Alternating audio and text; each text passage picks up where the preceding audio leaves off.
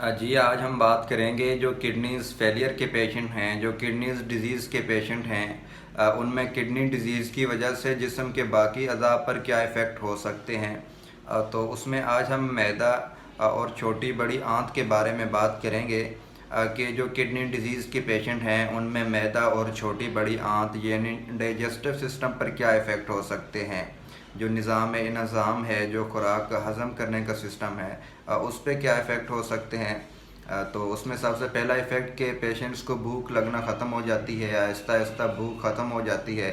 Patients कहते हैं कि कुछ खाने को दिल ही नहीं करता। और दूसरा ये कि कभी कभी मुंह से स्मेल आना शुरू हो जाती है, जिसे यूरिमिक फीटर कहते हैं। ये एक अजीब डिफरेंट तरह की बू होती है, जो यूरिया और क्रिएटिनिन लेवल के बढ़ने की वजह से होती है। इसमें एक तो ये कि खाने को दिल नहीं करता, भूख ख़त्म हो जाती है।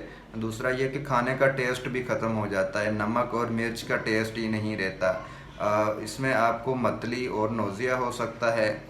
ज़्यादा सीवियर केसेस में आपको वोमिटिंग भी हो सकती है। इसकी वजह यह है कि जो मैदे के मसल्स हैं, मैदा है, वो कमज़ोर हो जाता है। जो मैदे को नर्वस सिस्टम की नर्व सप्लाई करती है वो वीक हो जाती है।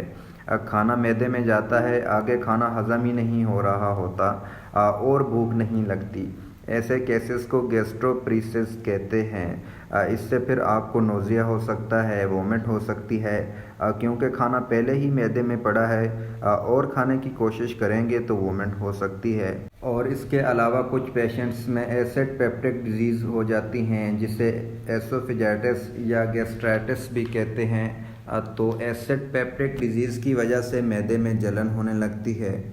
ये आम लोगों में भी हो सकती है और किडनी डिजीज़ के पेशेंट्स में तो ज़्यादा कॉमन है।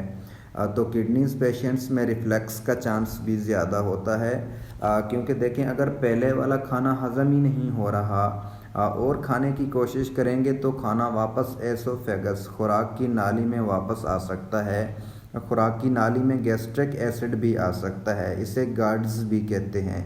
ये भी एक सिम्टम्स होती है गुर्दों की दायमी बीमारी की, जो मैदे पर असरात होते हैं। एक और सिम्टम हो सकती है, वो है कॉन्स्टिपेशन, जो कब्ज़ है। वो इस वजह से भी हो सकती है कि कुछ पेशेंट्स में पानी का इंटेक कम होता है, बॉडी की एक्टिविटी नहीं होती, या वीकनेस की वजह से, थकावट की वजह से ज़्यादा देर लेटे रहते हैं। तो ऐसे केसेस में कॉन्स्टिपेशन होने के चांस ज़्यादा होते हैं।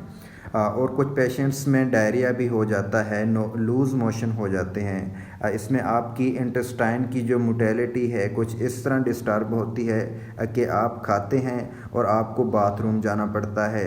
ये भी एक सिम्टम हो सकती है जो क्रोनिक किडनी डिजीज़ में निज़ाम इंहज़ाम पर असरात हैं, क्योंकि ये कई तरह से नर्वस सिस्टम को डिस्टर्ब करती है।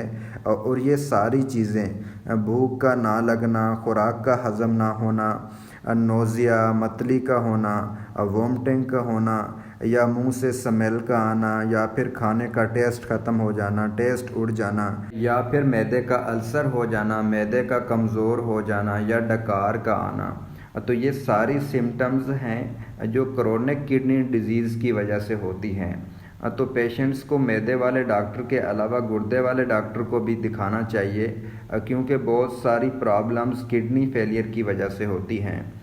तो कुछ केसेस में बहुत सारी वोमिटिंग होए जा रही होती है, यूरिया क्रिएटिनिन लेवल बढ़ जाता है। इसमें आपको एमरजेंसी डायलिसिस करवाने की ज़रूरत होती है।